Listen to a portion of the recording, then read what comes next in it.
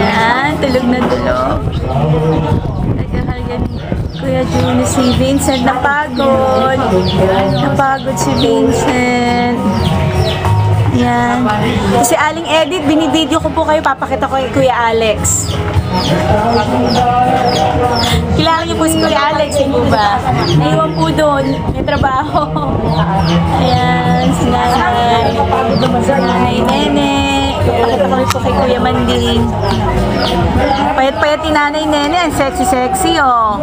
Diba? Buti pa kayo. Kami sexy. Hindi po talaga. Inaamin ko po yun. Ganun po talaga. Sa lugar nila kaya hindi sila pinapawisan eh. Eh dito po sa atin talagang Oo, totoo ka dyan. Mainit kasi dito eh, no? Tagaktak ang pa. Gusto niya si Kuya Jun. Gusto niya si Kuya Juno. Ayaw mo natin, Ceci. Mamaya mo na. Nagpa-practice si Juno. Di ba, Te Ami? Ayaw na. Ayaw niya. Sa anak ko yan. Favorite niya si Dino, unang kita pa rin niya smile sa akin. Totoo. Ay, dito pa lang. Ayaw na umalis.